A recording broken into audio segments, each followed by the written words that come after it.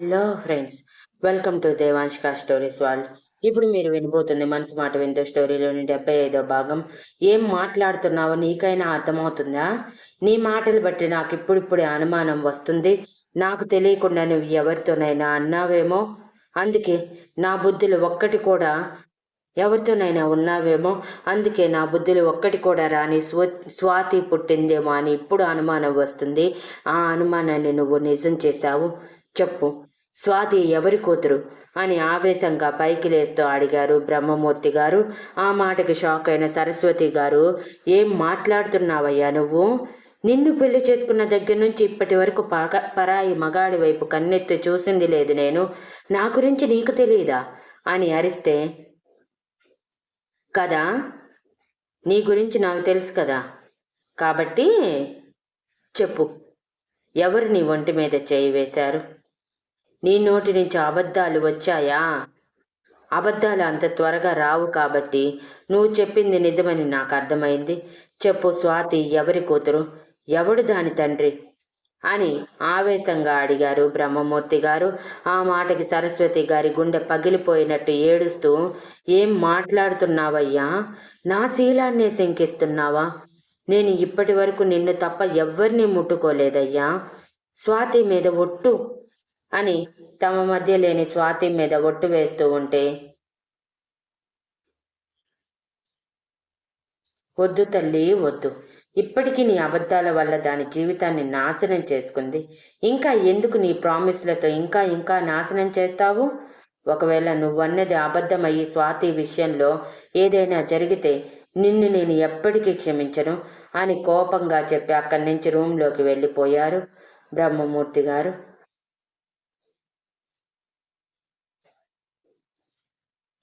బ్రహ్మమూర్తి గారు వెళ్ళిపోయాక సరస్వతి గారు ఆ సోఫాలో ఎదురుగా కింద కూర్చొని ఏడుస్తూ, అలా ఎలా ఆలోచించగలిగావయ్యా నా గురించి? మన పెళ్ళైనప్పటి నుంచి ఏనాడు నిన్ను తప్ప మరో వ్యక్తిని చెడు దృష్టితో చూసింది లేదు.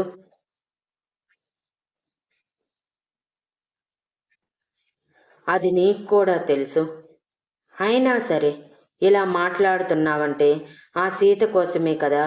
నాకు తెలుసు అది నా కుటుంబాన్ని నాశనం చేయటానికే పుట్టింది. నేను ఎన్ని చెప్పినా మీరు నమ్మలేదు. కానీ ఇప్పుడు చూడండి, అది ఎన్నో కోట్ల ఉన్న వారసుడిని పెళ్లి చేసుకొని మహారాణి అయ్యింది. కానీ తనని పెంచి పెద్ద చేసిన మనల్ని మర్చిపోయింది అని ఆవేశంగా అనుకున్నారు.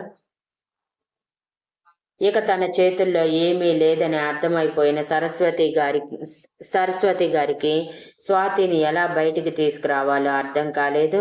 స్వాతి కోసం లాయర్ని మాట్లాడినా స్వాతి తన చేతికి వస్తుందన్న నమ్మకం ఆవిడలో ఇసుమంత కూడా లేదు. ముఖ్యంగా ఫోన్లో స్వాతితో మాట్లాడే సమయంలో అటువైపు రూపగారి మాటలు, సీత మాటలు విన్నాక ఇక స్వాతి అంత త్వరగా బయటికి తీసుకురాలేరని అర్థమై కూతురు మీద బెంగ పెరిగిపోయి ఆవిడకు ఉన్న నొప్పులు మర్చిపోయి మరీ నిరాహార దీక్ష చేయటం మొదలుపెట్టారు. అలా ఆయన భర్త దిగి వస్తాడు అనుకుని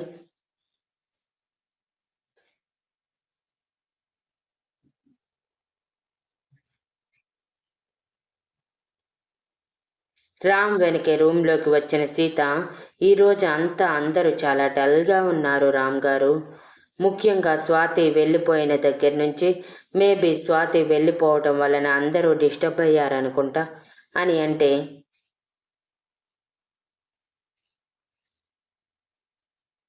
అవ్వకుండా ఉంటారా ఏంటి? తను ఎంత ఈజీగా అందరినీ బుట్టలో వేసుకుందో అందరికీ బాగా తెలుసు. ఏదో బయటికి చెప్పలేక నోరు మూసుకొని ఉన్నారు. కానీ లేదంటే ఎప్పుడు అన్ని నిజాలు బయటపడేవి. నువ్వు వదిలే సీత, నేను వీటన్నిటి గురించి చూసుకుంటాను కదా. ఇకపై నిన్ను ఎవరూ వేలెత్తి చూపించరు. అవును, మన బుజ్జి పాప ఏం చేస్తుంది అంటూ తన కోట్ తీసి పక్కన పెట్టి సీత కడుపు మీద చేయి పెట్టి అడిగాడు రామ్. సీత నవ్వేస్తూ, వాళ్ళ డాడీని బాగా మిస్ అయ్యిందంట అని రామ్ జుట్టులోకి చేతిని పోనిచ్చి చెప్పింది. రామ్ వెంటనే మోకాళ్ళ మీద కూర్చుని, అవునా బేబీ అంటూ చీరని పక్కకి తప్పించి నడుము భాగం మొత్తం ముద్దులతో ఉక్కిరి బిక్కిరి చేస్తూ ఉంటే సీతకి చాలా కష్టంగా అనిపించింది. తన తనువంతా భారంగా మారిపోయి కళ్ళు వాలిపోతూ బుగ్గలు ఎర్రగా మారిపోయి రామ్ జుట్టు మీద పట్టు బిగించింది. ఇంతలో రామ్ సడన్ గా సీత నాభి దగ్గర మునిపంటితో చర్మం పట్టి లాగగానే సీత శరీరంలో కరెంట్ పాస్ అయినట్టు ఒక్కసారిగా స్టిఫ్ అయిపోయి రామ్ గారు అని పిలుస్తూ జుట్టుని పట్టి వెనక్కి లాగింది. తల పైకి లేపిన రామ్ అల్లరిగా నవ్వుతూ సీత మొహంలో ఫీలింగ్స్ గమనిస్తూ, ఏంటి, నా సీతకి ధైర్యం వచ్చేసిందా ఏంటి అని అల్లరిగా ఐ స్వింగ్ చేస్తూనే, ఏంటి సీత ఇంకా దగ్గరికి సీత నడుముని ఇంకా దగ్గరికి లాక్కొని ఆ నడుము భాగంలో మొహాన్ని దాచి మీసాలతో గిలిగింతలు పెట్టడం మొదలుపెట్టాడు. దెబ్బకి సీత గట్టిగా నవ్వుతూ, వద్దు రామ్ గారు అంటున్నా వినలేదు. సీత నవ్వి నవ్వి బుగ్గలు నొప్పి పుట్టి స్టమక్లో లైట్గా పెయిన్ వచ్చేంతలా నవ్వాక ఇంకా ఎక్కువ నవ్వితే ప్రాబ్లం అని వదిలేసి పైకి లేచిన రామ్ సీత మొహం దోసిలిలోకి తీసుకుని, నువ్వెప్పుడు ఇంతే సంతోషంగా ఉండాలి సీత అంటూ తన నుదిటితో సీత నుదిటికి డాష్ ఇచ్చి చిరునవ్వుతో చూశాడు. మీరు నా పక్కన ఉన్నంత కాలం నేను ఇలానే నవ్వుతూ ఉంటాను రామ్ గారు. ఈ విషయంలో ఎటువంటి అనుమానం అవసరం లేదు అంటూ రామ్ చేతి చుట్టూ చేతిని వేసిన సీత ఎంతో సంతోషంగా రామ్ గుండెల మీద తలవాల్చి, మీ గుండె చప్పుడు ఉంది చూడండి, ఇది నా కోసమే కొట్టుకుంటుంది అన్నట్టు ప్రతిసారి నాకు ఎంతో ధైర్యాన్ని ఇస్తుంది. ఇప్పుడే కాదు, మన పెళ్ళైనప్పటి నుంచి నేను మీ పక్కన ఉన్నంత వరకు నేనుగానే ఉన్నాను. నాలో భయాలన్నీ మాయమయ్యాయి. అందరి ముందు నేను భయంతో తలదించి వాళ్ళు ఏది చెప్తే అది సరే అన్నట్టు తల ఊపి మౌనంగా ఉండేదాన్ని. కానీ మీ దగ్గర నాకు స్వతంత్రం ఉంది అన్నట్టు ఇష్టం వచ్చినట్టు మాట్లాడుతూ మిమ్మల్ని అల్లరి పట్టిస్తూ నవ్విస్తూ ఉండేదానిని. మొదటి నుంచి నాకు ఇదే ఆశ్చర్యం రామ్ గారు, ఎందుకు మీ దగ్గర నేను నాలానే ఉంటున్నాను అని. చివరికి సమాధానం దొరికింది. మీరే నా సర్వస్వంగా అనుకున్నానని, నేను మిమ్మల్ని ప్రేమిస్తున్నానని, అందుకే నా మనసు మీ దగ్గర పూర్తిగా ఓపెన్ అయి నన్నులాగే ఉంచిందని చాలా లేట్గా తెలిసింది.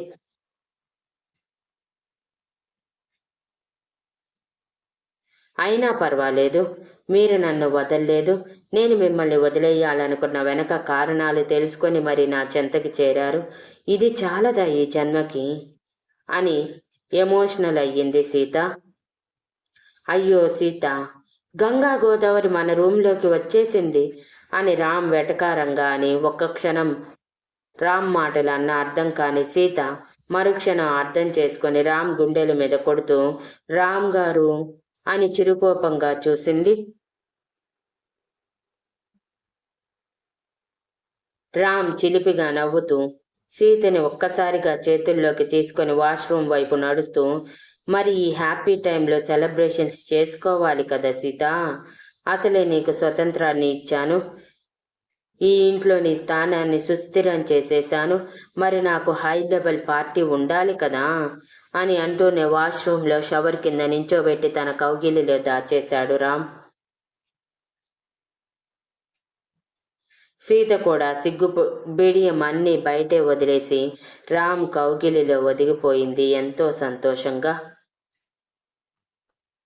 గంట తర్వాత ఇద్దరూ ఫ్రెష్ అయి బయటికి వచ్చాక సీత మరో చీర కట్టుకుంటూ ముసిముసిగా నవ్వుకుంటూ అప్పుడప్పుడు సిగ్గుపడుతూ ఉంటే రామ్ తనని గమనిస్తూనే, ఏమైంది సీత అంతలా సిగ్గుపడుతున్నావు, నాతో చెప్పచ్చు కదా అని నైట్ ట్రాక్ మాత్రమే వేసుకొని సీతని వెనక నుంచి హత్తుకొని అడిగాడు హస్కీ వాయిస్లో.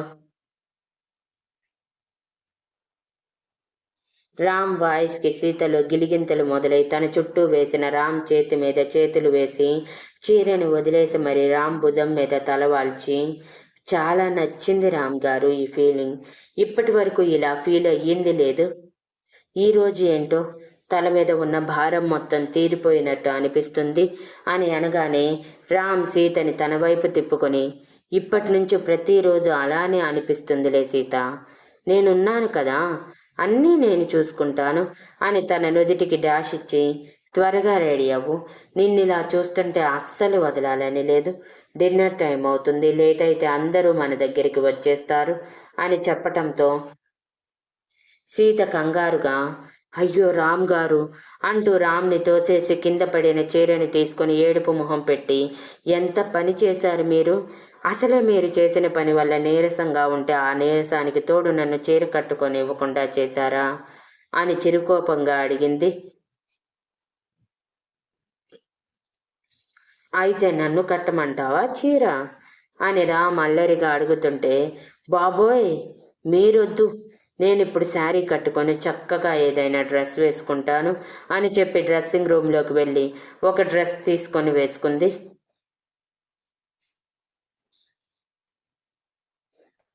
సీత వచ్చేసరికి రామ్ టీషర్ట్ కూడా వేసుకొని వెయిట్ చేస్తూ ఉన్నాడు. సీత రావటమే తన చేతుల్లో ఆల్రెడీ తెచ్చిపెట్టిన జ్యూస్ పెట్టి తాగు వెళ్దామని సీత తాగాక తనని తీసుకొని కిందకి వస్తూ నిషాన్ స్పందన గురించి మాట్లాడుకుంటూ ఉన్నారు.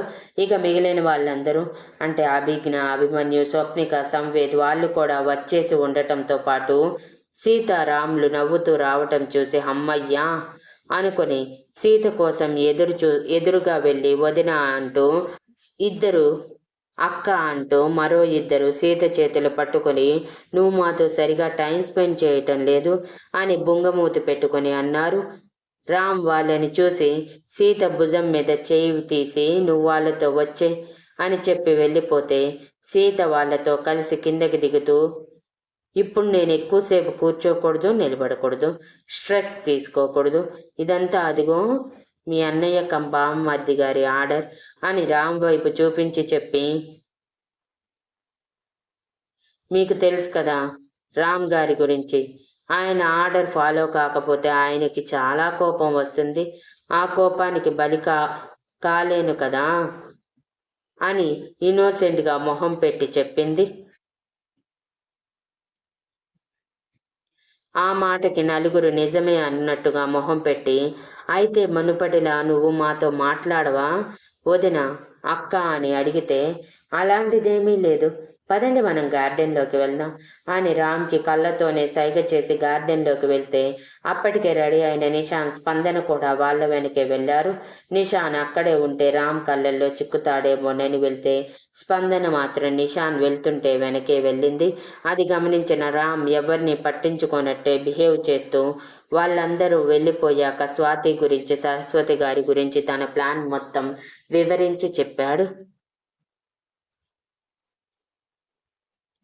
అది మొత్తం విన్న పెద్దవాళ్ళందరూ షాక్ అయి చూస్తూ ఉంటే మీరు అంత షాక్ అవ్వకండి, ఇది చాలా చిన్న విషయం, మామూలుగానే అయితే వాళ్ళని ఊరికే వదిలేవాడిని కాదు, కానీ వాళ్ళకి ఏదైనా జరిగితే నా సీత బాధపడుతుంది, తనని ఈ సమయంలో బాధ పెట్టడం నాకు ఇష్టం లేక ఏదో చిన్నదానితో వదిలేస్తున్నాను, సంతోషించండి అని గంభీరంగా అనటంతో అందరూ ఒకరి మొహం ఒకరు చూసుకున్నారు. ముఖ్యంగా నిరుపమ గారు, సరయు గారు ఒకరి మొహం ఒకరు చూసుకొని భయంగా రామ్ వైపు చూశారు.